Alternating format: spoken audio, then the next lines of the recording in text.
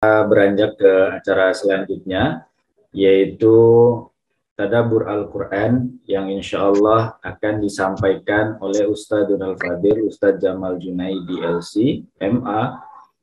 Berarti Ustadz Powin masih sakit ya? Mengenai surah Al-Qaf ayat 41 sampai 45. Baik, kita sapa terlebih dahulu. Assalamualaikum Ustadz Jamal. Ini 100. Waalaikumsalam warahmatullahi wabarakatuh. Masya Allah. Bagaimana keadaannya Ustadz? Sehat? Alhamdulillah, baik. Masya Allah. Alhamdulillah. Baik, insya Allah pada pagi hari ini para audiens yang sudah berkumpul, insya Allah sudah 112 Ustadz. Dan insya Allah akan selalu bertambah dan bertambah lagi.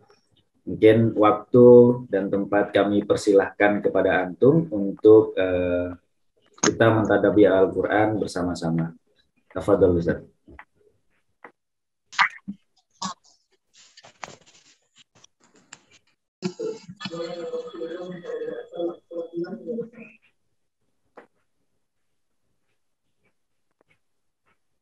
Baik, silahkan Ustaz. Baik. Saya pengen pakai share pakai laptop. Bisa baik. ya? Kepada operator, mohon menjadikan Ustaz Jamaluddin. Bukan yang ini, ada satu lagi, ada dua. Oh, ada lagi.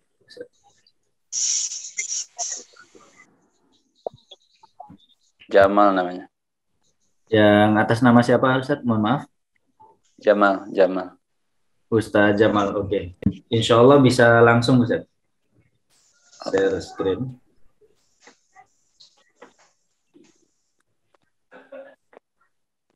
Ya.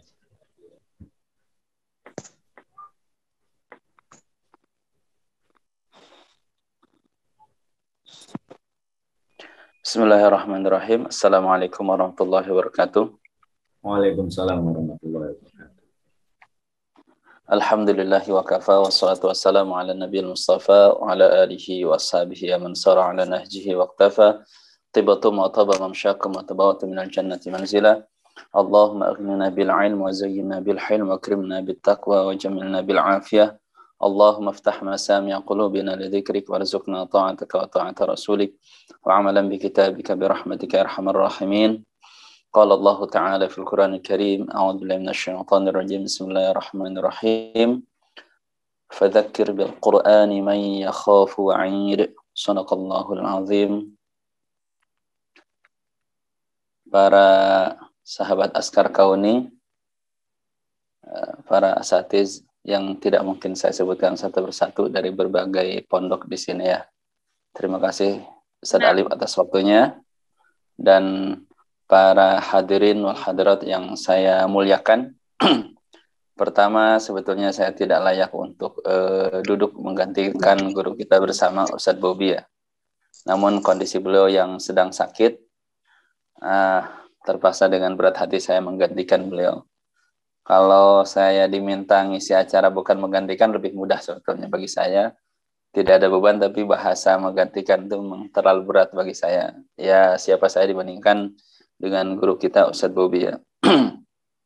Yang kedua, memang perbedaan waktu yang luar biasa jauh. Sekarang di Mesir lagi musim dingin yang ekstrim gitu. Baru 3 hari diumumkan pemerintah, dari 3 hari yang lalu sampai seminggu ke depan cuacanya sangat-sangat dingin sekali. Tapi alhamdulillah jadi sebuah pelajaran bagi kami yang tinggal di luar negeri ya. Jamaah yang dirahmati Allah Subhanahu wa taala, kalau kami di sini sekarang sudah hampir mau masuk jam 1 malam. Ini saya udah mau masuk jam 6 ya.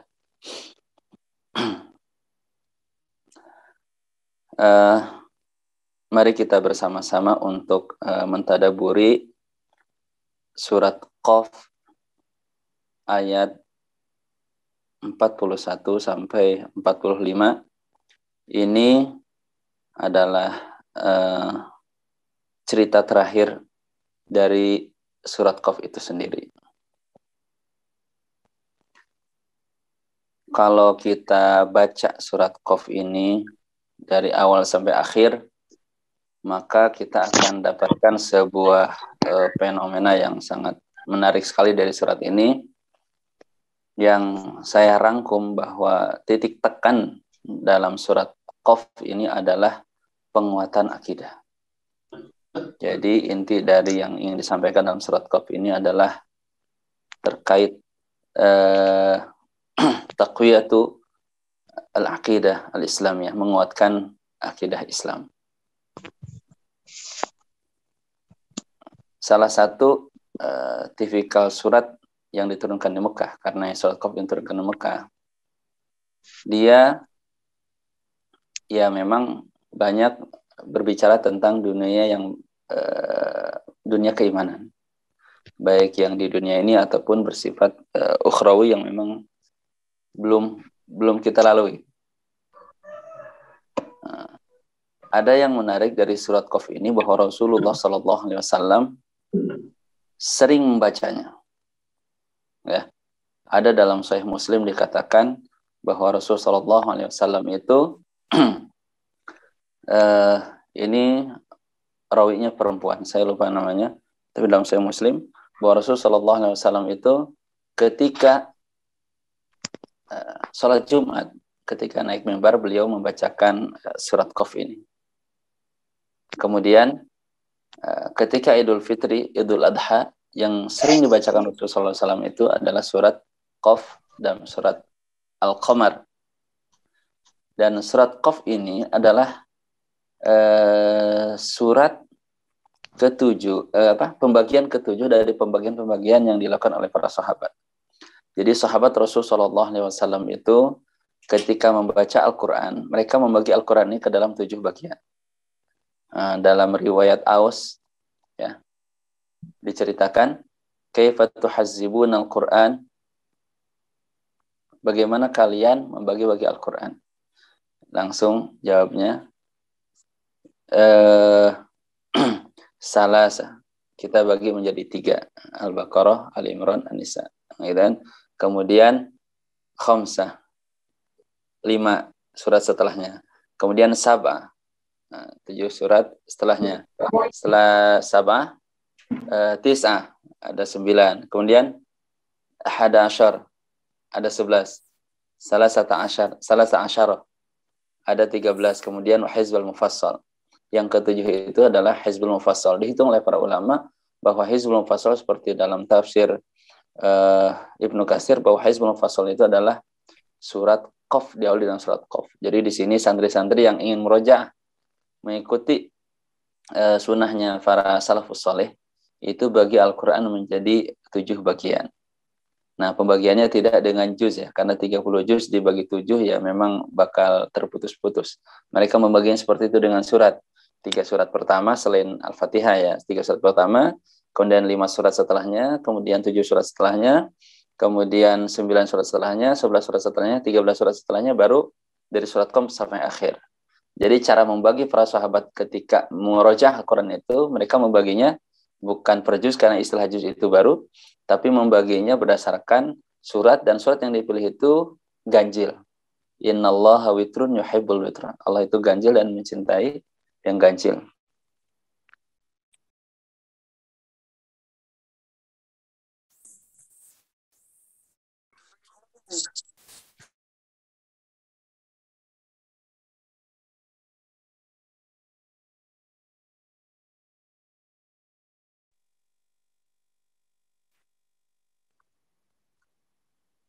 Ya. Kemudian kita kalau kita lanjut saja mungkin karena waktu, saya coba akan ringkas.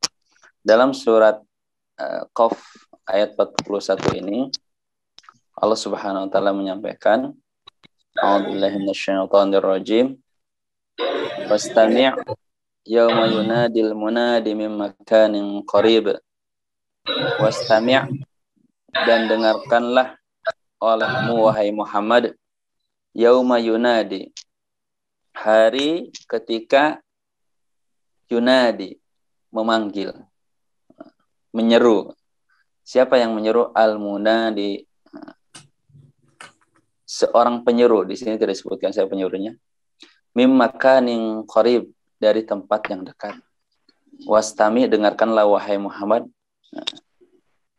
Dengarkan apa? Kamu dengarkan nih cerita apa? Yauma, ketika yunadil munadi, seorang penyeru menyeru. Nah, di sini kata para ulama maksudnya al-munadi ini al-malaikat Israfil. Ingatlah wahai Muhammad, dengarkan ketika Israfil menyeru. Ya. Mim makanin qarib, dari tempat yang dekat. Menyeru dari tempat yang dekat.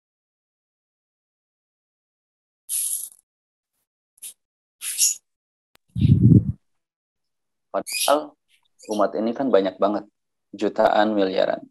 Ini mengatakan seolah-olah bahwa yang menyeru ini adalah ada di samping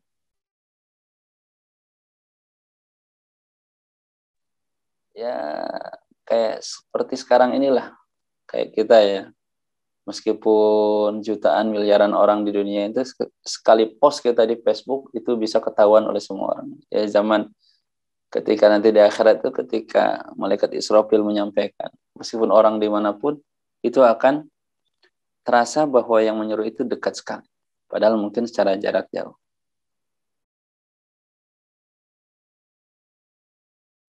Hari di mana mereka yasma'una, mendengarkan, as-sayhah, suara yang begitu keras. Ya, mohon maaf tadi saya terputus ya. Di sini ayat 41 dan 42 ini menceritakan tentang suatu fase dalam kehidupan kita ya. Ini makanya saya coba share untuk menggambarkan. Ini sudah banyak ditulis oleh para ulama seperti dalam buku Ar-Rihlah ila Daril Akhirah, perjalanan menuju akhirat, oleh para ulama. Banyak dituliskan tentang buku-buku perjalanan manusia nanti di akhirat seperti apa.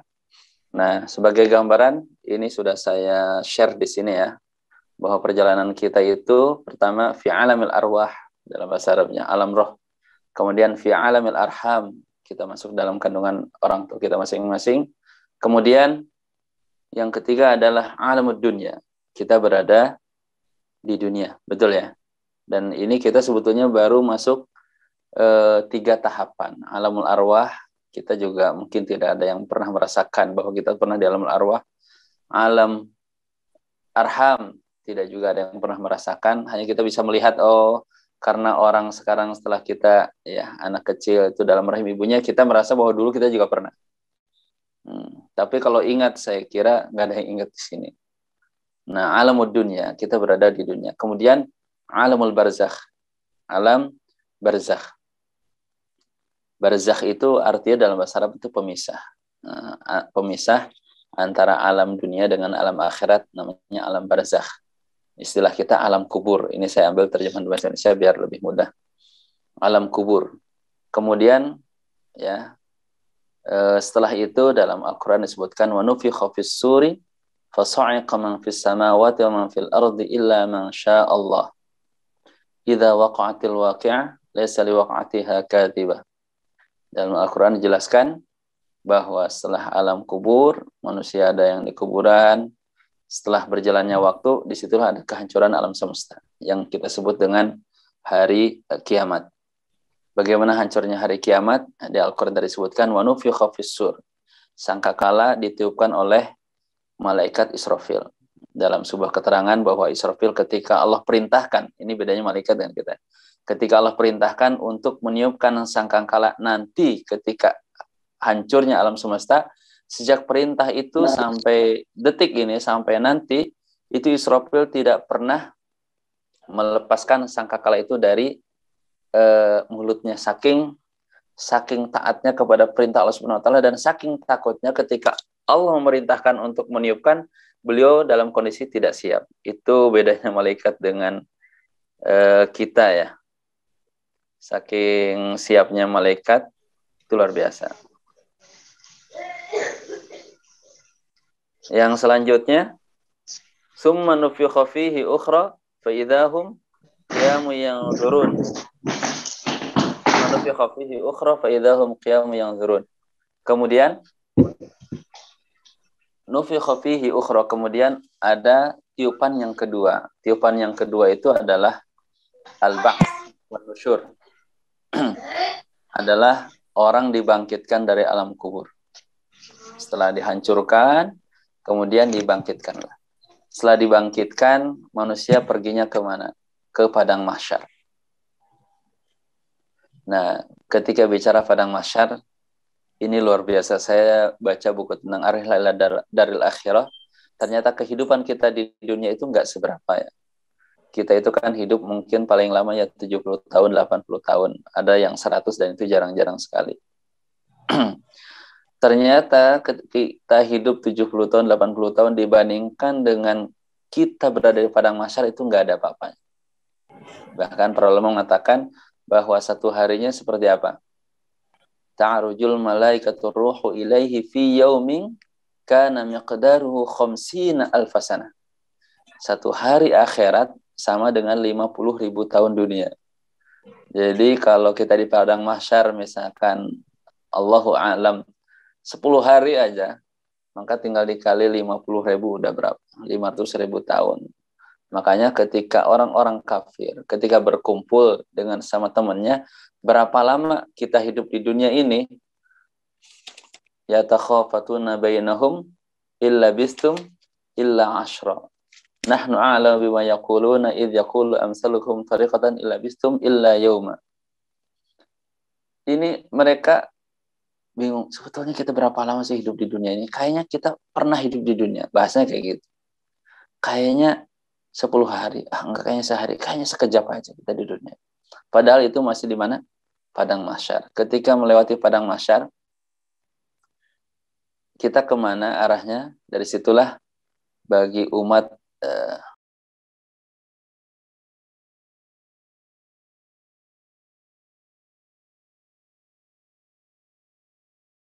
termute lagi Ustaz. Mohon maaf.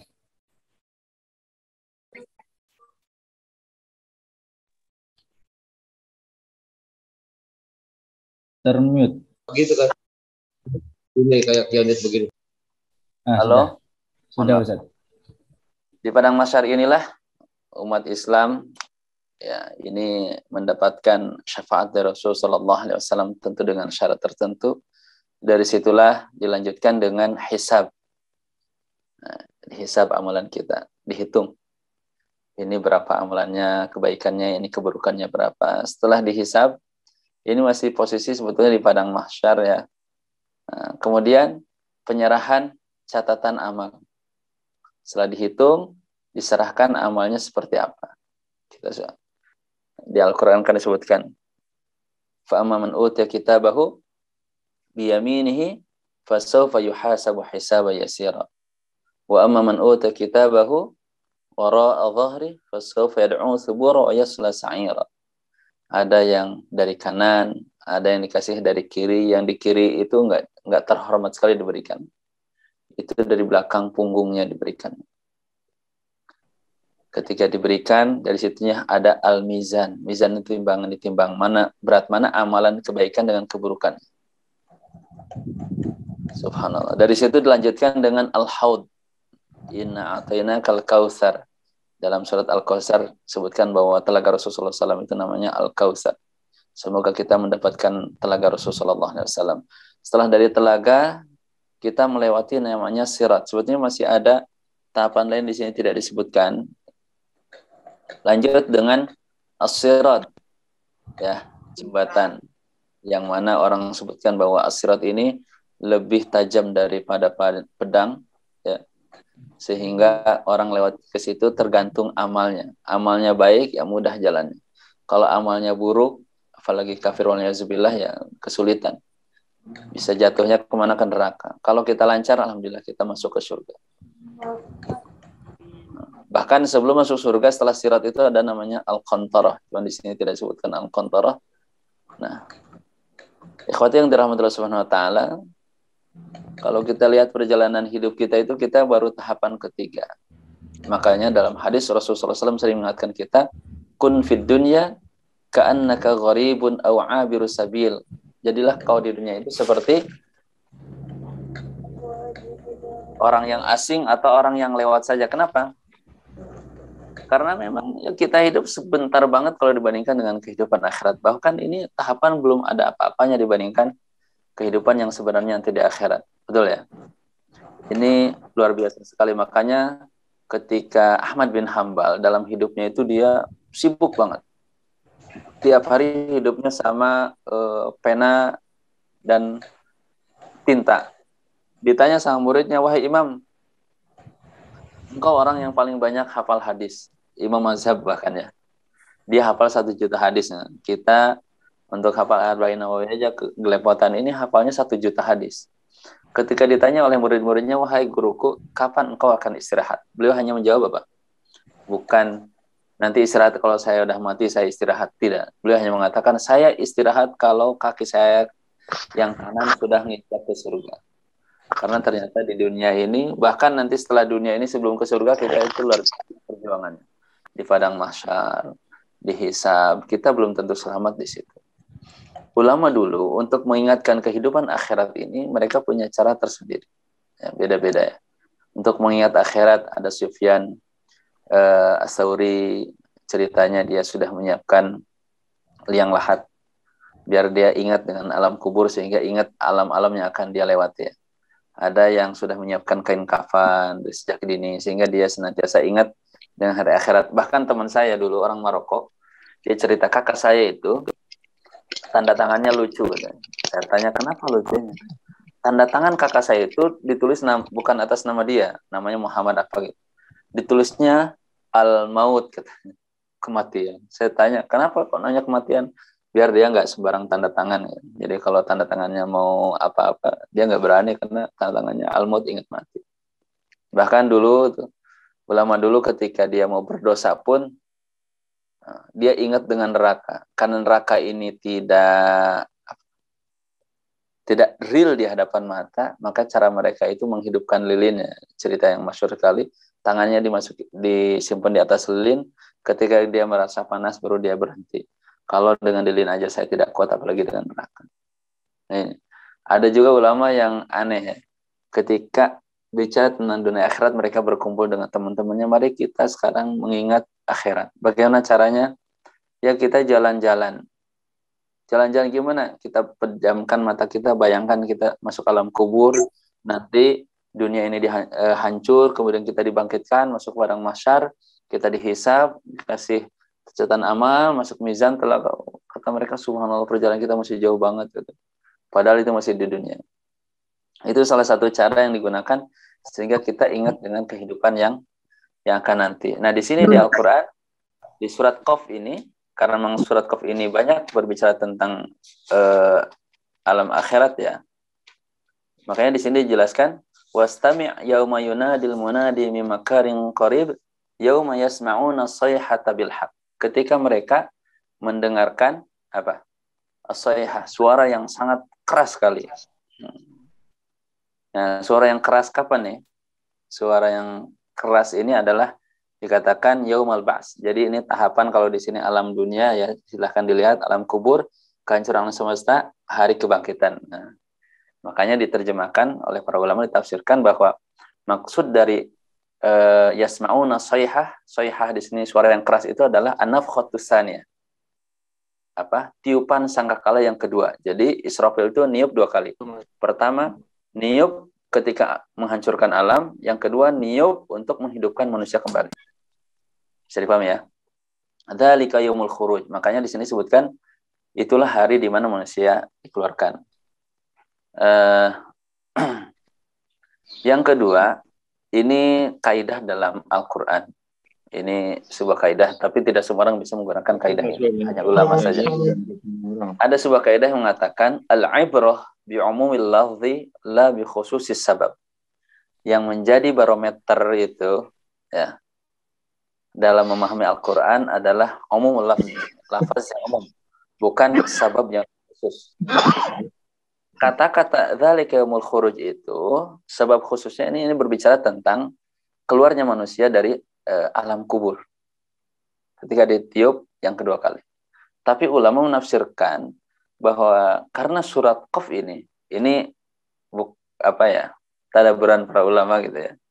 Karena surat Qaf ini sering dibaca di ketika Idul Fitri, Idul Adha. Nah, kemudian ketika apa itu? Ketika Idul Fitri, Idul Adha itu semua orang boleh keluar kan, betul ya? Perempuan boleh keluar, yang haid juga boleh keluar, bahkan sholatnya pun itu diutamakan jangan di masjid tapi di mana? Di luar masjid. Agar apa? Agar orang yang haid, yang masih kecil, apapun nenek kayak kakek itu bisa datang semuanya. Bisa datang kemana? Ke tempat Aidnya umat Islam agar dimeriahkan oleh semua orang. Karena tempat waktu itu dimeriahkan semua orang keluar. Nah, ulama bersimbat dari ayat ini, dzalika yaumul khuruj, itu adalah hari di mana orang-orang keluar untuk melaksanakan salat Idul Fitri dan Idul Adha. Meskipun ayat ini bukan bercerita tentang Idul Fitri dan Idul Adha, orang keluar untuk salat itu, tapi mimbab al-ibrah bi umumil lafzi la bi khusus sabab itu biasa digunakan oleh para ulama. Ya. Inna nahnu nuhyi wa numit.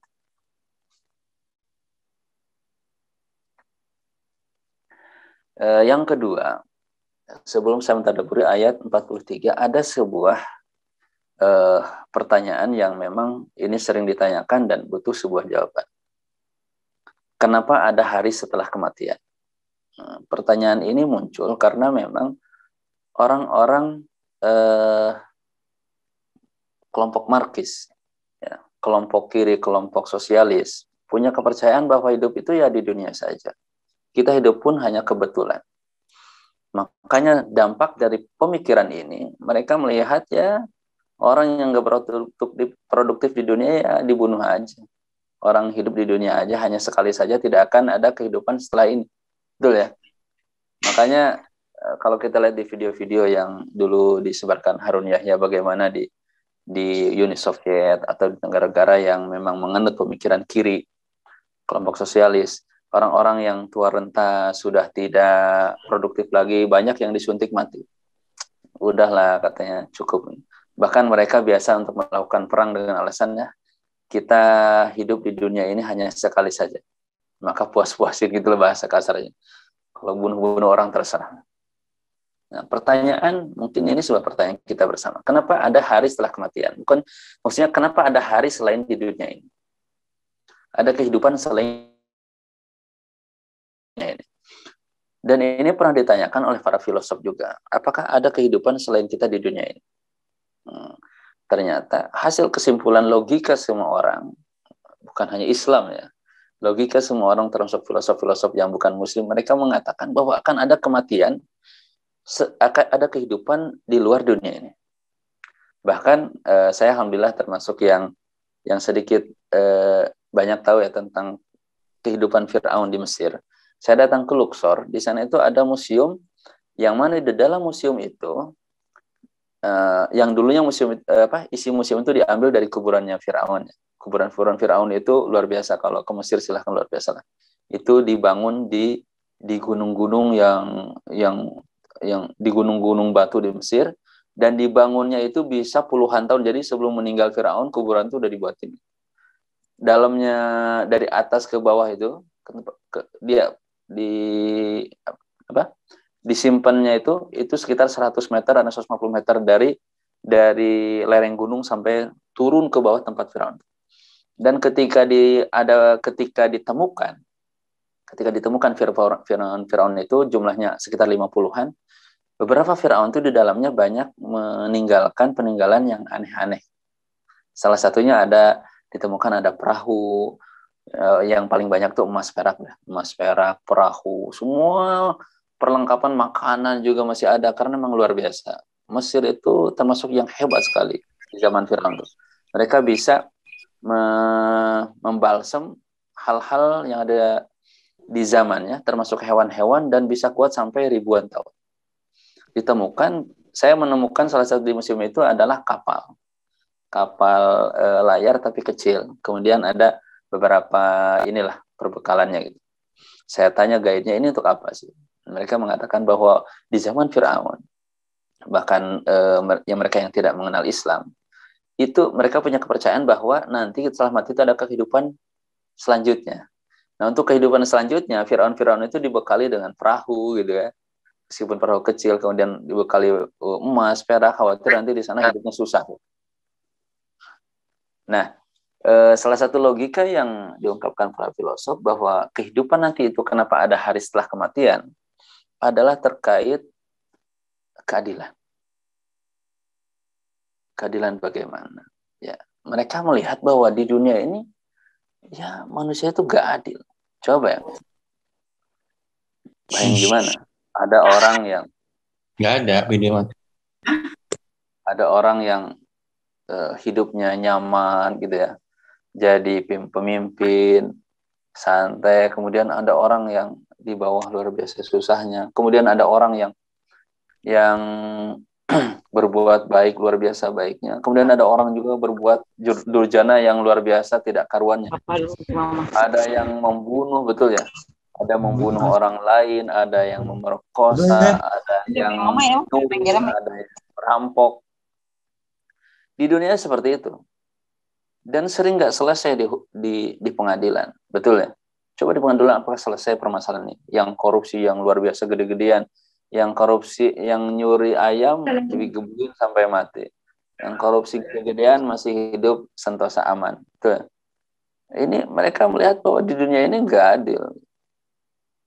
Nah, maka dipastikan ada hari di mana keadilan itu ditegakkan. Dari situlah mereka berpikir bahwa akan ada hari setelah hari di dunia ini, yaitu hari di mana orang semuanya ada dalam keadilan. Kalau kita sebut ya hari akhirat itu. Kadang ada sebuah pertanyaan, kenapa ada surga dan neraka?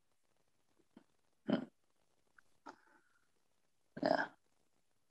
Jamaah yang dirahmati Allah Subhanahu wa taala. Dalam Al-Qur'an dijelaskan alladzi khalaqal mauta wal hayata liyabluwakum ayyukum ahsanu amala. Kita di dunia ini hidup dalam sebuah ujian. Ayah sabul insanu ayyutraka sudah. Jangan mengira manusia itu dibiarin saja.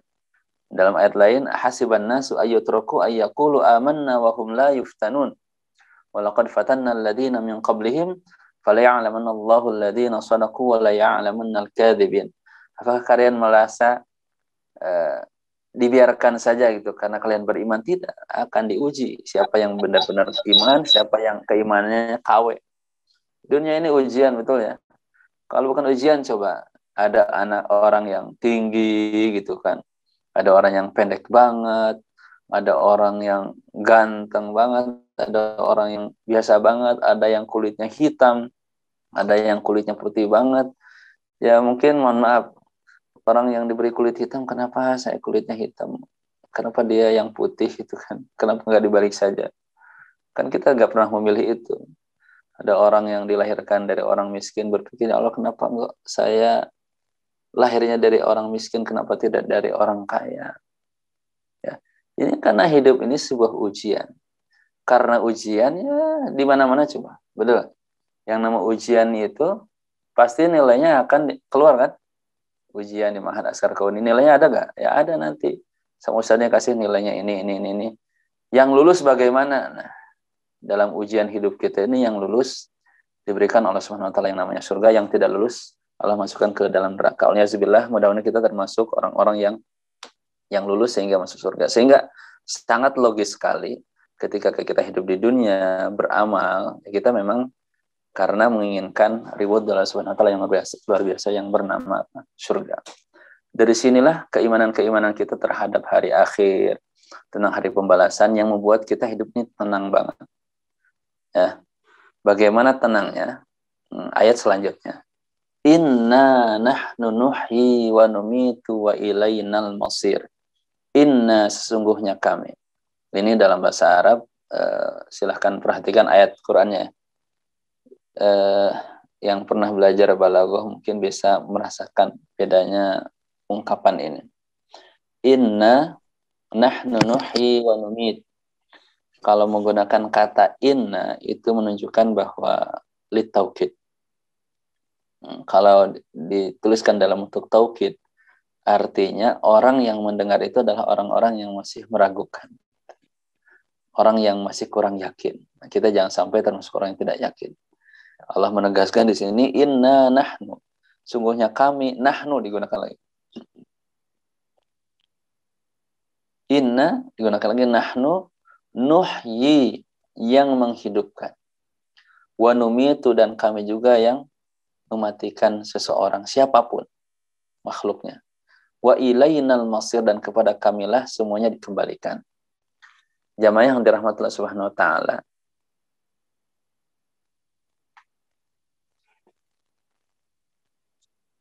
Terkait kematian ini ada yang menarik bagi saya itu. Pertama, dari keyakinan kita ya, bahwa kita itu benar-benar harus yakin bahwa memang Allah yang menghidupkan kita, yang mematikan kita. Dan dalam surat Luqman ayat 34 disebutkan, Innallaha 'indahu ilmus sa'ah wa yunazzilul ghaitha wa ya'lamu ma fil arham wa ma tadri nafsum madza taksibu ghada wa ma tadri nafsum bi ayyi ardin tamut innallaha 'alimun khabir. Ini ada hal yang gaib yang hanya Allah ketahui saja. Salah satunya apa? Wa ma tadri nafsum bi ayyi ardin tamut. Jiwa itu tidak tahu di mana dia akan meninggal. Kita tahu? Enggak tahu. Bakal di mana saya meninggal? Tidak tahu saya. Bisa diprediksi? Enggak bisa juga. Saya tidak bisa prediksi meninggalnya di Mesir atau di Indonesia atau negara lain. Yang jelas, ketidaktahuan kita itu membuat kita harus yakin bahwa Allah yang akan mematikan kita. Dari keyakinan ini yang sangat menarik adalah ketika saya baca cerita misalkan Arantisi. Kenalnya, setelah menggantikan Syekh Yasin di Palestina. Ketika Syekh Yasin dibom sama Israel dengan apa sih? Arantisi ditanya, bagaimana engkau menghadapi serangan Israel? Kata beliau, saya ini ketika melihat beliau meninggal dengan apa sih, saya cemburu. Namanya kematian itu semuanya di tangan Allah. Mau mati di kasur, mau mati di masjid, mati di rumah sakit, di mana saja itu semuanya ada di tangan Allah. Allah yang menentukan. Dan kalau Allah menentukan, kalau saya boleh memilih, kata beliau, saya lebih memilih meninggal dengan nafas, karena itu termasuk jihad di jalan Allah. Subhanallah, setelah Syekh Yasin itu meninggal di bom nafasnya, akhirnya Arantisi juga dibom dengan nafasnya. Idza sadaqal azmu wadahas sabil. Karena azamnya sangat kuat ingin mati dengan nafasnya, subhanallah dia mati dengan nafasnya. Ya, di Palestina. Yang kedua, ini ada sebuah riwayat, tapi ini bukan hadisnya. Ini riwayat ini ceritakan oleh Ibnu Abi Syaibah, kemudian Imam Sa'labi dalam tafsirnya, kemudian Ibnu Battah dalam Al-Ibanah, Al-Asbahani dalam Al-Azamah, Ibnu Hibah dalam Tarikh Dimashq, Abu Naim dalam Hilyatul Auliya. Dijelaskan bahwa ada seorang menteri di zaman Nabi Daud alaihissalam. Nabi Daud punya apa? Punya menteri. Menteri ini hidup di zaman Nabi Daud alaihissalam. Beliau meninggal, digantikan oleh Nabi Sulaiman. Dan beliau masih jadi menterinya. Tiba-tiba ada seorang tamu laki-laki datang ke istana siapa? Nabi Sulaiman. Ketika datang ke istana Nabi Sulaiman, laki-laki ini matanya tertuju kepada menteri ini. Sampai-sampai menteri ini takut banget. Takut banget lihat orang ini sorotan matanya beda, kata. Setelah orang yang bertamu ke Sulaiman ini pulang, keluar, langsung menteri ini bertanya ke Sulaiman, wahai Sulaiman, siapa gerangan? Nabi Sulaiman menjawab, dia adalah Malakul Maut. Dia adalah malaikat apa? Malaikat yang mencabut nyawa. Malaikat maut. Kemudian ditanya, saking takutnya menteri ini mendengar bahwa yang datang itu malaikat maut, dia langsung bilang ke Sulaiman, Sulaiman, saya takut banget lihat orang itu, bisa gak engkau datangkan angin, kemudian saya mau lari dengan angin ini kemana? Ke daerah Hindia. Akhirnya dia keluar dari istana Sulaiman. Sulaiman siapkan angin untuk orang itu, dan orang itu kabur kemana? Ke Hindia. Padahal tadi orang yang datang itu melototin terus ya. Ketika datang ke Hindia, ya udah sampai Hindia, nah, malakul maut ini, malaikat maut ini datang lagi ke Sulaiman. Nah, ketika datang ke Sulaiman, Sulaiman bertanya, kenapa engkau lihat melototin orang menteri saya? Salah dia apa? Akhirnya malaikat maut itu bilang, saya melototin dia ini, saya heran. Herannya gimana? Allah Subhanahu wa Ta'ala menyuruh saya untuk ya mematikan orang ini di wilayah India. Tapi ketika datang saya ke sini ternyata dia ada di istana kamu. Gimana ceritanya? Padahal saya perintahnya di mana? Di India. Subhanallah, ternyata orang itu malah pergi ke India untuk apa? Menjemput mautnya. Akhirnya saya matikan orang itu di India. Ini artinya bahwa malakul maut juga tidak tahu bahwa seseorang itu akan mati di mana. Ya. Sehingga dia pun heran, kok kenapa ada di istana Sulaiman, padahal suruhnya saya membunuh dia di mana? Mematikan dia itu di India. Ini bukan sebuah hadis tapi sebuah riwayat Israiliyat yang mana kita tidak boleh mengingkarinya dan tidak boleh juga meyakininya dengan 100%. Kemudian dilanjutkan di ayat selanjutnya. Oh ya, ada juga saya yang bagi saya itu luar biasa dalam hidup, yang namanya kematian ya, karena itu di tangan Allah Subhanahu wa Ta'ala. Di kampung saya itu ada seorang kakek yang sudah tua renta, yang beberapa kali udah ngomong wasiat gitu, tapi masih hidup terus. Akhirnya anak-anaknya itu gantian apa, nungguin, wah tungguin dong, bapak kita udah tua, kasihan, siapa yang nalkinin. Semuanya gantian untuk nungguin. Subhanallah, ternyata yang meninggal siapa? Orang yang nunggunya. Bapaknya itu sampai sekarang masih hidup dan saya sering ketemu. Itulah namanya ajal gitu, luar biasa, nggak ada yang tahu. Betul ya? Namanya ajal itu seperti antrian di loket. Memang yang paling tua paling depan, kemudian usia 90 paling depan, 80, 70, 60, 50 terus sampai bayi. Tapi kan kita nggak tahu yang dipanggil siapa duluan. Memang antriannya paling depan, tapi yang dipanggil paling belakang kan nggak tahu. Kita juga nggak tahu. Bisa jadi habis seperti ini halaku ada yang meninggal. Mudah-mudahan husnul khotimah meninggal. Yauma tashaqqaqul ardu anhum sira'a. Yaitu hari di mana tashaqqaq itu artinya terbelah. Al-ardu, ketika bumi terbelah, anhum dari mereka, sira'an, dan mereka berjalan dengan cepat. Jadi ketika ada sangkakala ditiupkan ya, untuk yang kedua kalinya, bumi itu terbelah. Dan mereka dengan cepatnya, ngapain?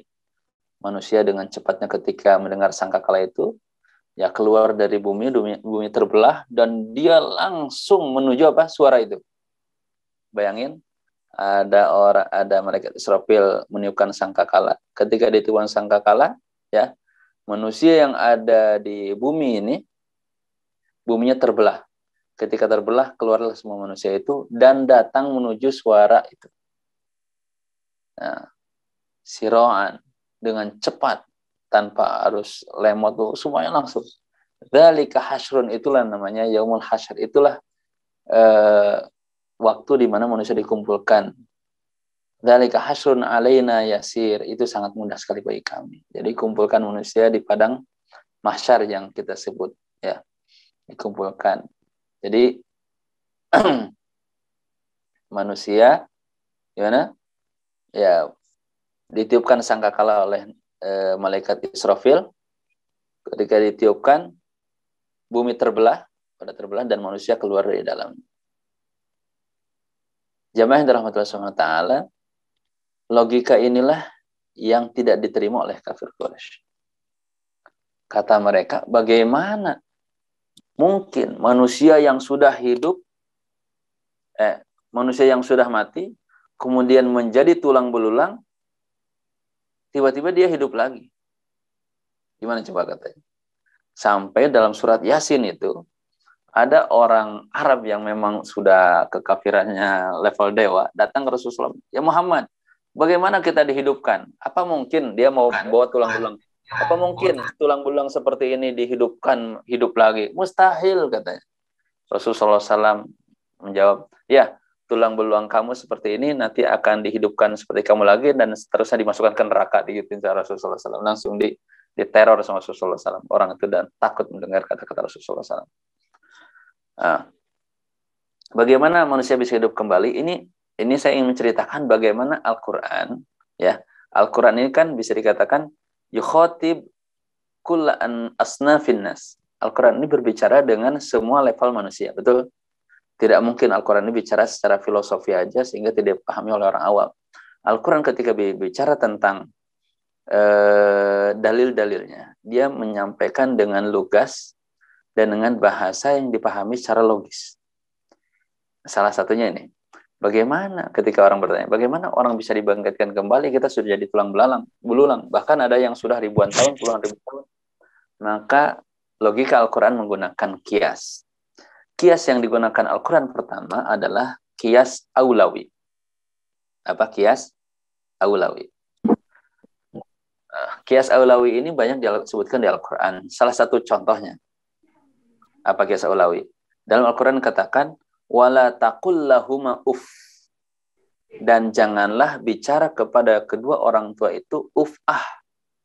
Pertanyaannya, yang tidak boleh itu ah saja, kalau mukul boleh tidak. Kalau ah saja tidak boleh, apalagi memukul. Nah, namanya dalam kajian usul fikih namanya ini apa? Kias aulawi. Nah, di sini pendekatan Al-Quran juga demikian, karena ini Al-Quran itu bisa dipahami semua orang. Al-Quran menyampaikan, oke, kalian katakan bahwa manusia sudah jadi tulang belulang, tidak mungkin hidup lagi. Nah, Al-Quran jawab, Qul yuhyihal ladzi anshaha awwala marrah. Ya, kamu pikirkan, manusia itu dulu tidak ada, sekarang menjadi ada. Mana yang lebih sulit? Ya, dalam logika manusia, mengadakan sesuatu yang tidak ada menjadi ada dengan mengadakan yang ada dari yang ada sebelumnya gitu. Kan ini sudah ada dalam bentuk tulang belulang. Kemudian hidup. Mana yang lebih sulit dengan yang tadinya tidak ada sama sekali menjadi ada? Secara logika manusia, yang lebih sulit itu adalah yang tadinya tidak ada menjadi ada. Dibandingkan dengan yang ada, meskipun bentuknya tulang belulang menjadi manusia kembali. Nah, ini kias alawi. Kalaulah Allah SWT dengan mudah menciptakan manusia dari tidak ada menjadi ada, apalagi dari tulang belulang yang memang ada menjadi manusia kembali. Itu lebih mudah, kias alawi. Yang kedua, kias aulawi yang digunakan Al-Quran yang kedua adalah seperti ini. La khalqus samawati wal ardi akbaru min khalqin nas. Sungguh penciptaan langit dan bumi itu lebih besar, lebih wah, ya, lebih hebat daripada penciptaan manusia. Nah, betul ya? Ini kita lihatlah langit dan bumi yang luar biasa. Bahkan dalam sebuah keterangannya, bahwa luasnya bumi dibandingkan langit pertama itu apa? Kahalqatin mulqatin fi ardil falad. Bumi ini dibandingkan langit pertama itu seperti cincin yang dilempar di padang pasir yang luas banget. Berarti gede banget itu langit pertama. Langit pertama dibandingkan langit kedua, begitu juga seperti cincin yang dilemparkan kepada padang pasir yang begitu luas. Jadi dunia inilah kalau dibandingkan dengan langit itu, langit kedua, ketiga itu ya seperti setetes air di lautan. Gimana gedenya langit dan bumi. Terus artinya gini, logikanya kalau Allah SWT maha mampu menciptakan yang besar-besar itu, apalagi menciptakan manusia yang kecil udah gitu, ingusan, apa sih sulitnya? Nah, ini diajak berpikir kias aulawi. Yang gede aja mampu, apalagi yang kecil. Paham ya? Yang ketiga, ketika berbicara, ini konservasi. Kalau tadi dengan kias, akal. Kalau ini dengan realita. Realitanya gimana? Coba bayangin, manusia memang mati, menjadi tulang belulang. Tapi kan segala sesuatu di dunia ini hidup dari air. Nah, bayangin saja tanah yang tandus, yang memang tidak ada apa-apanya. Kayak di lapangan lah ya, yang udah gundul banget, padang pasir. Terus dihujanin tiap hari dengan air. Kan muncul tuh tumbuhan. logikanya kalau memang tumbuhan yang tidak kita lihat sama sekali itu di padang yang tandus tiba-tiba muncul tumbuhan, apalagi yang manusia memang ya ada dasarnya tulang belulang itu ya mungkin sekali untuk dia hidup kembali. Kalau kalian melihat logika tumbuh-tumbuhan yang memang tidak nampak ya di tanah bisa hidup, apalagi manusia yang memang kita sudah tahu di situ ada tulang belulang. Ini logika ini digunakan Al-Quran untuk berbicara dengan semua jenis orang. Nah, dan ini disampaikan secara fitri dengan cara mudah, sesuai dengan fitrah manusia, tidak usah mikir-mikir panjang. Orang oh iya, paling bisa mengatakan seperti itu. Nahnu a'lamu bima yaqulun. Kami Allah SWT menenangkan hati Nabi Muhammad SAW yang senantiasa diejek-ejek, yang senantiasa ucapannya tidak dipercaya. Allah mengatakan nahnu a'lamu bima yaqulun. Kami wahai Muhammad maha tahu yang apa mereka katakan. Yang senantiasa. Kalau yaqulun itu beda dengan nahnu a'lamu bima qalu. Kalau qalu itu dulu. Kalau yaqulun itu ucapan yang diulang-ulang dengan fiil mudhari. Stansa diulang. Fiil mudhari. Kami maha tahu dengan apa yang sering diulang-ulang, sering diucapkan oleh mereka. Mereka sering mengatakan engkau itu pembohong, engkau penyihir, betul ya? Engkau itu adalah seorang dukun dan banyak hal. Ya. Wa ma anta 'alaihim bijabbar. Engkau bukanlah orang yang dipaksa untuk mengislamkan mereka. Engkau tidak dipaksa mereka harus Islam, tidak. Apa? Engkau hanya menyampaikan saja. Ya. Makanya Allah SWT mengingatkan, innaka la tahdi man ahbabta, walakinnallaha yahdi man yasha. Engkau itu tidak bisa memberikan hidayah kepada orang yang kau cintai, hanya Allah Subhanahu wa taala saja yang memberikan hidayah itu. Rasulullah menangis ketika lihat pamannya gak masuk Islam terus. Kapan masuk Islamnya? Allah ingatkan, kamu itu tidak bisa memberikan hidayah, aku yang memberikan hidayah, kau hanya menyampaikan saja. Fadzakir bil Qur'ani man yakhafu wa'id. Maka ingatkanlah dengan Al-Quran man yakhafu wa'id, orang yang takut dengan ancaman Allah, ancaman Allah seperti itu. Baik. Jadi di sini ya sangat jelas sekali bahwa pertama tentang logika Al-Quran ketika menyampaikan tentang hari kiamat, hari pembalasan, tentang surga neraka itu disampaikan dengan sangat mudah sekali dipahami oleh semua orang. Yang kedua, di sini juga mengingatkan kita semuanya untuk senantiasa menyiapkan diri ya, untuk kehidupan yang namanya kehidupan akhirat, karena itu yang dipastikan akan datang. Terima kasih atas perhatiannya. Mohon maaf atas apabila banyak kekurangan. Wassalamualaikum warahmatullahi wabarakatuh. Waalaikumsalam warahmatullahi wabarakatuh. Jazakumullah khairul jazak kepada Ustadz Jamaluddin. Insyaallah untuk sesi pertanyaan nanti kita akan buka di akhir sesi. Kita beranjak dulu ke Umi Fatimah. Assalamualaikum Umi Fatimah. Waalaikumsalam warahmatullahi wabarakatuh. Alhamdulillah. Bagaimana keadaannya Umi? Sehat? Alhamdulillah. Sangat sehat dan bahagia. Alhamdulillah. Insyaallah. Baik. Insyaallah ini tadi Ustaz Jamal telah mentadaburi surah Al-Kahf 41-45 dan insyaallah berkaitan sekali dengan kehidupan setelah di dunia Umi. Seperti kita tahu bahwa Umi merupakan salah satu pengusaha daripada PT Batisia Herbal Indonesia dan insyaallah ini sudah berkecimpung di dunia dakwah juga dengan mendirikan rumah Quran Banu Muzaffar insyaallah. Dan mungkin bisa perkenalan terlebih dahulu Umi sebelum kita nanti bincang-bincang dengan kita. Iya, hamda wa syukrulillah. Amma ba'd. Iya, nama saya Fatimah Az-Zahra ya. Mungkin sudah tercantum namanya. Jadi yang hadir di sini insya Allah sudah tahu ya. Saya dikenal sebagai penulis, pemilik PT Batisia Herbal Indonesia dan PT Gizi Indonesia. mudah-mudahan dengan bersama Askar Kauni bisa bersinergi untuk ikut dalam gerakan dakwahnya. Amin. Amin insya Allah. Baik, tadi temanya tentang akhirat Umi. Jadi mungkin ini pertanyaan tentang akhirat juga gitu ya. Ini seperti kita ketahui bahwa Umi ini alhamdulillah cukup sukses dalam bisnisnya. Mungkin kita ingin tahu apa yang perlu dilakukan saat Allah menitipkan kecukupan dalam harta agar tidak menjadi bumerang yang memberatkan kita di akhirat.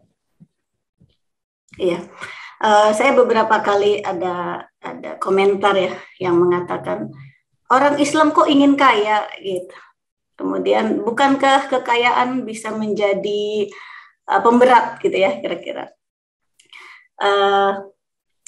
Bisa sekalian saya di sini mungkin mengomentari itu ya, bahwa bagi saya benar, Mbak, memang orang Islam sebaiknya khawatir gitu, khawatir dengan apa-apa yang dititipkan kepada dirinya, jangan sampai memberatkan. Tapi saya berpikir nih, pada di yaumil hisab mungkin saya salah satu yang hisabnya banyak gitu, dari sisi kan gitu ya, katanya orang yang dititipkan harta dia hisabnya banyak lama gitu. Tapi saya berharap dari hasil hisabnya itu nanti di yaumil mizan seperti yang tadi kita dengar dari guru kita ya.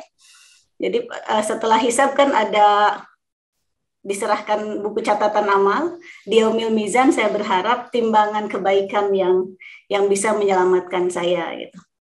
Dan saya berharap pada masa itu banyak yang bersaksi bahwa mendapatkan manfaat dari apa yang saya lakukan.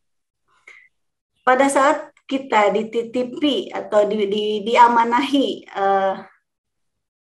finansial atau ekonomi, apa sebaiknya yang dilakukan dan mungkin termasuk dirasakan oleh umat Islam? Kekhawatiran menurut saya itu baik, sehingga kita selalu berpikir apakah saya sudah benar menyalurkannya gitu. Karena pada saat kita diamanahi harta dan sebagainya, itu ujiannya menurut saya bahkan lebih besar daripada ketika diberi ujian kesusahan gitu.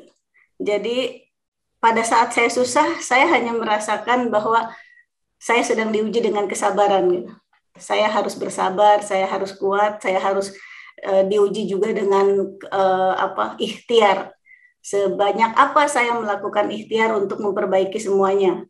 Tapi ketika diuji dengan harta, dengan kemuliaan dunia dan sebagainya, itu justru membuat saya hampir setiap hari ibaratnya kalau ini megangin hati lah gitu, ngejagain hati supaya tidak takabur, supaya tidak sombong, supaya tidak merasa bahwa apa yang saya upayakan ini adalah hasil diri sendiri. Sekarang kan kemana pergi banyak orang mengatakan misalnya hebat, sukses, dan sebagainya. Apa yang dilakukan untuk mencapai ini semua? Seolah-olah kesuksesan itu adalah hasil perjuangan saya sendiri, kan begitu. Nah, itu harus selalu saya jaga bahwa kesuksesan ini semata-mata karena Allah mengizinkan. Gitu. Mungkin ada dari yang kita lakukan yang Allah ridho. Gitu. Atau memang Allah sedang menguji, kalau saya berikan ini, kamu akan melakukan apa? Atau mungkin doa saya terjawab. Saya dulu selalu memohon kepada Allah, ya Allah berikan saya kemampuan untuk berperan bagi umat. Berikan saya kemampuan untuk menolong banyak orang. Lalu Allah izinkan saya menerima amanah ini. Setelah saya menerima amanah ini, saya juga dihadapkan dengan berbagai macam ujian lagi. Kadang-kadang merasa, kok sudah sebesar ini masih banyak yang belum saya yang belum saya bantu gitu, masih banyak di luar sana, masih banyak orang yang kesusahan dan sebagainya. Itu pun ujian gitu. Pada saat kita berhadapan dengan kepentingan perusahaan dan kepentingan personal tapi kesulitan gitu. Itu juga dilema, ada kesan perusahaan adalah duniawi dan menolong orang adalah ukhrawi. Yang kemudian saya belajar bahwa perusahaan juga ukhrawi. Kalau niatnya adalah akhirat. Perusahaan adalah ibadah. Membangun perusahaan, membuat perusahaan ini berjalan dengan baik, itu adalah bagian dari ibadah. Gitu. Itu yang terus saya sampai hari ini belajar bagaimana memilah atau menentukan tindakan dan sebagainya. Ketika saya sekarang lebih sibuk mengurus perusahaan ketimbang tadarus dan sebagainya. Kadang-kadang ada merasa bersalah, tapi akhirnya berpikir, oh iya, khairun nas anfa'uhum linnas kan, gitu. Allah suka kan dengan orang yang bermanfaat bagi sebanyak-banyaknya manusia. Artinya ini ibadah, gitu. Jadi kalau niatnya ibadah, kemudian di hatinya selalu Allah, bahwa ini semua milik Allah, tujuannya adalah untuk Allah, karena Allah ingin mendapatkan ridha Allah, maka apapun yang Allah titipkan itu hanya akan membuat kita seharusnya hanya akan membuat kita semakin takut kepada Allah, semakin cinta kepada Allah, semakin bersyukur, semakin hati-hati dalam melangkah agar selamat di yaumil mahsyar, di yaumil hisab, di yaumil dan seterusnya. Gitu kira-kira Ustadz. Baik. Mungkin ini tadi kan perihal akhirat dan lain sebagainya, pasti stepnya pasti melalui tentang kematian ini. Mungkin pernahkah terlintas akan ketakutan akan kematian atau kekhawatiran tentang kematian ini? Iya, saya termasuk orang yang agak parno mungkin ya kalau bahasa ini. Jadi hampir setiap hari, bahkan di dengan keluarga saya ngobrolnya adalah kematian. Jadi hari-hari ngobrol kalau Umi meninggal, gitu, kalau dengan suami, dengan anak, gitu. Nah, apabila Umi meninggal dan sebagainya. Jadi hari-hari itu memang kontras ya, seolah-olah seorang pengusaha yang sibuk mengurus urusan duniawi, seolah-olah kan begitu ya. Kok bisa sih berpikir kematian? Bukankah orang yang selalu berpikir kematian malah jadi nggak semangat untuk berniaga dan sebagainya gitu. Kalau saya karena menganggap bahwa mengurus perusahaan, berniaga dan sebagainya ini adalah bagian dari saya mempersiapkan kematian, maka saya tetap bersemangat untuk mengurus perusahaan, tapi juga fokusnya pada menyiapkan kematian adalah ini semua saya siapkan agar saya mendapatkan ridha Allah gitu. Saya tawakal Allah akan mengambil saya kapan, hari ini, besok, lusa, atau di usia saya senja, tapi saya hanya berharap di sepanjang umur yang Allah titipkan, di sebanyak itulah saya berusaha, berikhtiar untuk mendapatkan ridhonya Allah. Allah ridho nggak dengan umur yang diberikan? Sampai umur berapa? Gitu. Kalau memang ternyata umur saya sampai nanti malam misalnya, atau sampai siang ini, setidaknya sampai siang ini saya masih dalam bergerak mengharapkan ridhonya Allah dengan cara yang saya mampu. Sejauh ini saya merasa bahwa Allah beri saya kemudahan untuk membangun bisnis. Saya melihat orang jungkir balik mengurus bisnis, tapi sulitnya seolah-olah sulitnya bukan main lah gitu. Tapi saya diberikan kemudahan oleh Allah bergerak dengan waktu yang sama-sama memiliki 24 jam, sama-sama punya raga, tangan dua dan sebagainya, tapi Allah beri kemudahan. Gitu, dalam satu hari saya bisa mendapatkan sekian, sedangkan orang lain itu bisa mungkin meraihnya harus bertahun-tahun gitu. Jadi dari situ saya berpikir, oh berarti saya harus memanfaatkan waktu saya yang untuk bisa. Jadi saya merasa bahwa Allah menitipkan kemampuan dari sisi ekonomi, berarti saya bergerak di sini untuk mendapatkan kebermanfaatan bagi umat gitu. Baik, insya Allah. Kalau untuk sebelum menyambut kematian datang, pasti kita kan ada preparation gitu ya, Mia. Ada persiapan yang perlu kita siapkan gitu. Mungkin apa saja yang perlu kita siapkan untuk menyambut kematian kita. Ya, untuk menyambut kematian yang saya siapkan salah satunya adalah kerinduan kepada Allah. Saya berharap bahwa ketika saya bertemu dengan Allah, uh, Allah pun rindu kepada saya. Supaya Allah rindu kepada saya, maka saya berusaha untuk mendapatkan ridhonya Allah apapun caranya, dengan bidang apapun, ya, seperti yang tadi saya katakan, karena saya ternyata Allah berikan bakat dalam berbisnis, maka saya menjadikan bisnis ini adalah ladang saya untuk mendapatkan ridhonya Allah. Untuk para IT mungkin kan bisa mendapatkan ridhonya Allah dengan peran di bidang itu dan sebagainya, seperti itu salah satunya. Kedua, menjaga dalam habluminan nas, jangan sampai berusaha untuk tidak menzolimi orang lain, tidak menyakiti orang lain, karena itu akan jadi pemberat kita pada saat kita setelah kematian gitu. Selain itu yang agak katakanlah konkret gitu, saya menyiapkan semacam wasiat gitu. Seolah-olah kok wasiat sih, emang mau meninggal kapan gitu.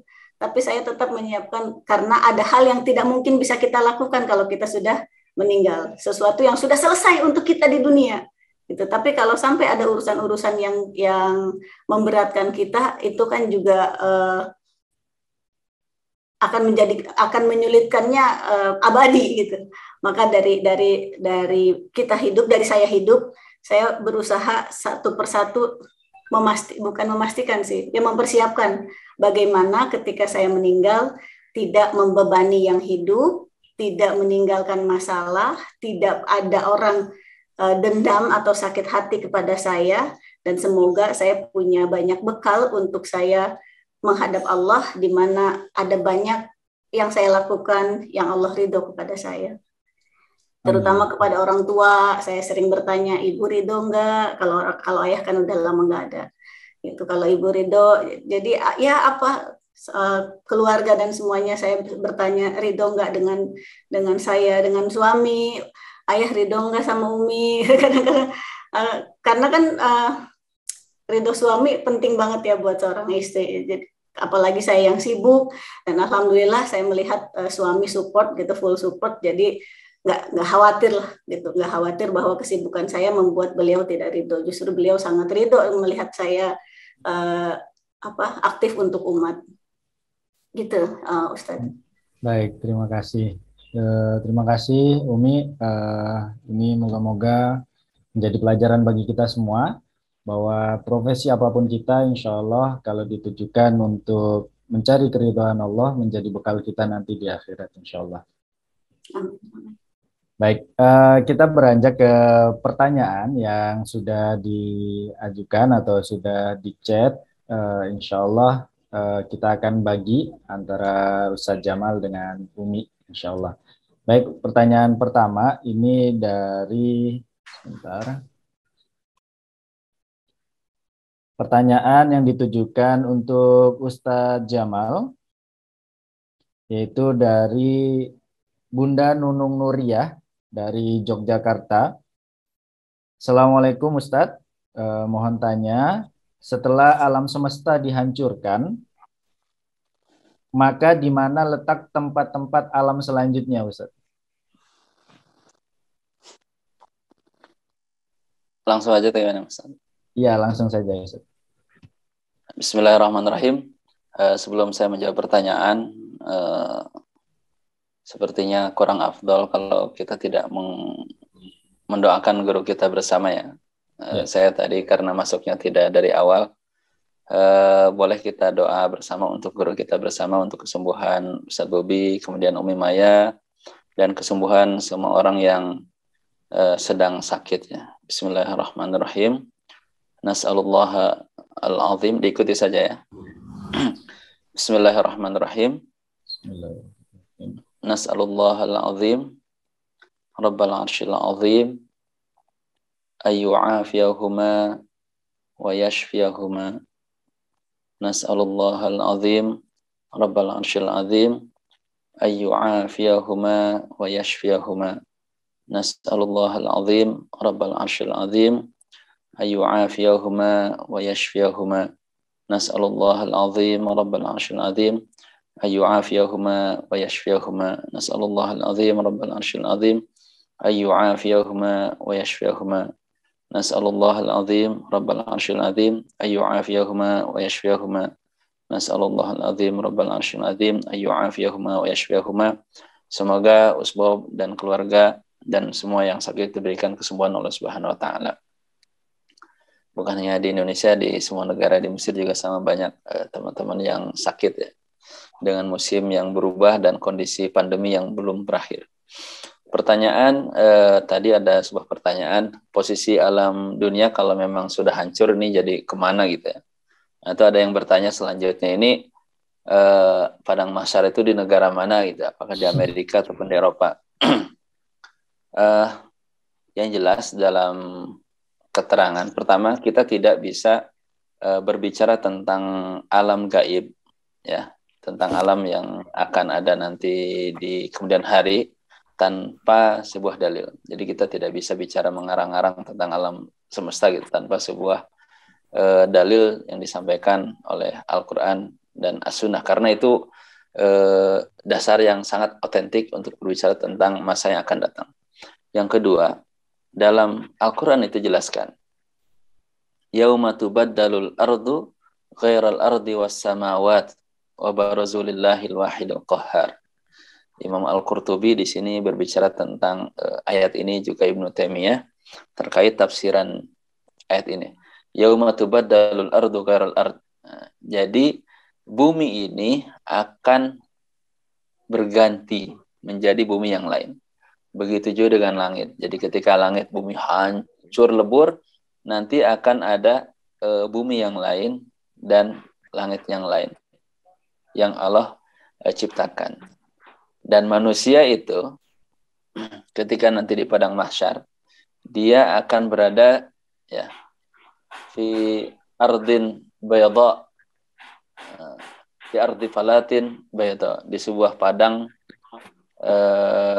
yang putih. Jadi padang yang putih gitu, kayak padang pasir gitu ya.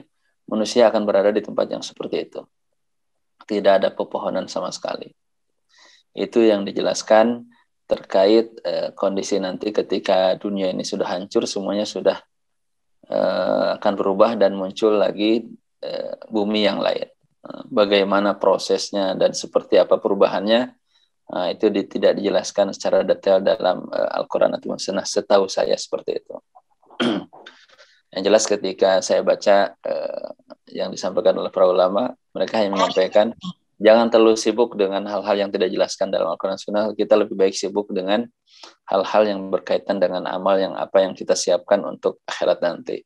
Ini juga pernah ditanyakan oleh sahabat kepada Rasulullah SAW, mata hari kiamat kapan? Rasul hanya menjawab, apa yang udah engkau siapkan. Hanya seperti itu saja. Itu saja mungkin dari saya, wallahu a'lam. Baik, syukran wa jazakumullah Ustaz Jamal. Kita insya Allah beranjak ke pertanyaan selanjutnya yang ditujukan kepada Umi Fatimah dari Duisis. Ada yang mau saya tanyakan, beberapa bulan terakhir ini saya kok merasa nggak ada keinginan duniawi. Malah rasanya seperti dikejar waktu, karena usia sudah memasuki kepala 6. Seolah-olah saya terburu-buru waktu. Apakah cukup bekal saya mendapatkan ridhonya, walau saya menjalankan aktivitas mencukupi kehidupan keluarga yang tinggal berdua dengan suami? Apakah wajar seperti itu? Atau bagaimana? Ya, terima kasih banyak untuk pertanyaannya. Dan tadi Ibu siapa? Ya, Ibu Isis ya. Saya pernah mengalami itu. Bahkan belum lama ini juga saya sempat mengalami itu. Jadi seperti orang galau ya, seperti orang galau. Waktu saya sampai kapan ya, gitu. Saya kira-kira karena usia tidak mengenal ajal tidak mengenal usianya berapa gitu kan. Yang tadi ada saya juga baca di chat yang sudah kepala 6 atau yang apa gitu. Sebetulnya kan kita semua tahu ajal bisa menimpa siapapun, usia berapapun, bahkan anak muda sekalipun. Maka saya pun kadang-kadang berpikir bagaimana kalau saya ternyata masa hidupnya hanya sampai nanti malam. Bagaimana kalau saya sisa waktunya sebentar lagi. Kadang-kadang sampai saya tergeletak, maksudnya lemes gitu. Saya sudah menyiapkan apa untuk saya menghadap Allah? Sudah cukupkah bekal saya? Saya terlalu sibuk mengurus bisnis, jangan-jangan gitu. Saya lalai dengan urusan Allah. Jadi kadang-kadang saya titipkan urusan-urusan itu kepada orang-orang yang sudah memang mengurus gitu. Dan saya banyak evaluasi diri. Tapi kemudian saya belajar lagi, saya baca-baca lagi, was-was itu juga nggak baik. Yang saya tahu orang yang berlebihan was-wasnya juga ternyata Allah nggak suka gitu. Setelah itu saya mulai berpikir, oh saya ini kayaknya was-wasnya berlebihan. Karena Allah tetap lebih suka kepada orang yang berperan untuk sebanyak-banyaknya orang, memberi manfaat untuk sebanyak-banyaknya orang. Akhirnya saya bangun lagi, saya bangkit lagi. Oke, saya mungkin sisa waktunya tidak banyak. Andaikan saya lusa atau kapan saya meninggal, saya banyak-banyak ya sholatnya diperbaiki, tadarusnya disempatkan dalam jadwal-jadwal saya gitu. Kemudian bersama anak-anak, karena itu adalah amanah juga, saya buat schedule lah bagaimana supaya waktu saya 24 jam ini di setiap jadwalnya adalah aktivitas yang Allah ridho itu. Jadi fokusnya saya adalah bagaimana di sisa umur saya, kapanpun saya meninggalnya, tapi itu semuanya penuh dengan manfaat. Manfaat untuk jiwa saya, salah satunya contohnya tadarus, sholat sunnah dan sebagainya, selain yang wajib-wajib, itu manfaatnya untuk jiwa saya. Supaya jiwa saya damai ketika saya bertemu dengan Allah. Kemudian yang manfaatnya untuk orang-orang di sekitar, untuk orang tua, untuk suami, untuk anak dan sebagainya. Lalu yang manfaatnya untuk umat. Jadi dalam 24 jam itu saya atur. Ini untuk saya, me time itu adalah untuk jiwa saya, agar saya damai bertemu dengan Allah, kemudian untuk orang-orang sekitar dan umat. Begitu Ibu Isis, mudah-mudahan terjawab. Baik, terima kasih Umi Fatimah. Insya Allah cukup menjawab, dan kita beranjak ke waktu sudah pukul 7. Mungkin ini jadi pertanyaan terakhir, mungkin yang ada di chat, nanti operator Mbak Yeni minta tolong untuk dirangkum supaya nanti bisa dikirimkan pertanyaannya kepada Ustadz Jamal ataupun Bunda Fatimah. Baik, kita beranjak ke pertanyaan terakhir dari Bunda Sri Mulyani. Assalamualaikum Ustadz. Karena ada satu hadis yang menyatakan bahwa penduduk neraka itu kebanyakan perempuan, maka kita sebagai akhwat berusaha beribadah. Namun ternyata ada kisah pula bahwa orang yang beribadah ternyata ibadahnya tidak diterima oleh Allah Subhanahu wa taala atau sia-sia. Mohon penjelasannya agar ibadah kita tidak sia-sia ketika di akhirat nanti, Ustaz. Ya. Bismillahirrahmanirrahim. Terkait hadis-hadis yang menceritakan bahwa kok orang yang ibadah luar biasa ya, ternyata di akhir hayatnya dia suul khotimah. Ada juga orang yang terlihatnya bakal suul khotimah, di akhir jadi husnul khotimah. Sebetulnya gimana? Apalagi kalau dalam hadis itu bahwa yang paling banyak di akhirat nanti itu di neraka ya perempuan. Itu dalam sebuah hadis. Nah, ikhwati yang dirahmati Allah Ta'ala, jadi pertama, dalam ibadah itu ada istilah yang kita kenal dengan al-khauf, dan ada yang namanya ar-raja. Jadi dalam ibadah kita harus seperti itu. Al-khauf artinya ada kekhawatiran bahwa amalan kita itu tidak diterima oleh Subhanahu wa taala. Atas kekhawatiran itulah kita senantiasa hati-hati dalam beribadah, memperlihatkan ibadah ini benar diterima atau enggak ya, sehingga disitulah muncul sebuah kekhusyuan. Tapi rasa takut yang berlebihan itu juga membuat orang frustasi. Nah, sehingga diajarkan juga untuk senantiasa juga menghadirkan ar-roja, pengharapan. Jadi meskipun kita ada rasa takut amal tidak diterima, tapi juga kita ada sedikit pengharapan bahwa Allah juga akan menerima segala amalan. Yang jelas dalam Al-Quran dijelaskan, innallaha la yudhi'u ajra man ahsana amala. Allah itu tidak akan menyia-nyiakan amalan orang yang berbuat baik. Jadi tidak ada istilah yang sia-sia kalau dia berbuat baik di sisi Allah Subhanahu wa taala. Nah, adapun kisah hadis, bahkan di hadis ya, ada orang yang beramal amalan akhirat ya, di pagi hari ternyata sorenya sudah masuk neraka gitu. Ataupun sebaliknya. Itu kan agak sedikit membingungkan, gimana ceritanya orang beramal amalan baik tapi tiba-tiba dia masuk neraka. Kan ini gak adil Allah Subhanahu wa taala ini. Ini pernah dibahas oleh Dr. Ramadan Al-Buti terkait hadis-hadis ini, yang hadis-hadis yang dianggap nampak kontradiktif dari luar tapi aslinya tidak kontradiktif. Salah satu hadis yang menguatkan kata beliau, sebetulnya hadis itu banyak riwayatnya, dan satu dan yang lainnya saling menguatkan maknanya. Dan hadis lain disebutkan bahwa ada orang yang beramal amalan akhirat di mata orang lain, padahal dia tidak beramal untuk akhirat, hanya sekedar ria saja. Nah, pada akhirnya amalan itu tidak diterima dan dia masuk neraka. Dari situ beliau mengatakan itu wajar. Nah, kalau orang beramal untuk akhirat dan dia tidak ada rasa ria dalam amalan itu, insya Allah innallaha la yudhi'u ajra man ahsana amala. Allah tidak akan sia-siakan amalannya. Insya Allah selagi kita beramal tidak ada rasa ria di sana, tidak ada hal-hal yang bersifat duniawi yang kita inginkan dari amal kita, insya Allah Allah SWT akan menerima. Jangan khawatir ya. Tapi kalau kita beramal masih di situ ada nilai-nilai ria, ada nilai-nilai yang bersifat duniawi, ya jangan berharap. Amalan kita bisa jadi masalah bagi kita nanti di akhirat. Wallahu a'lam bishawab. Baik, terima kasih Ustaz Jamal.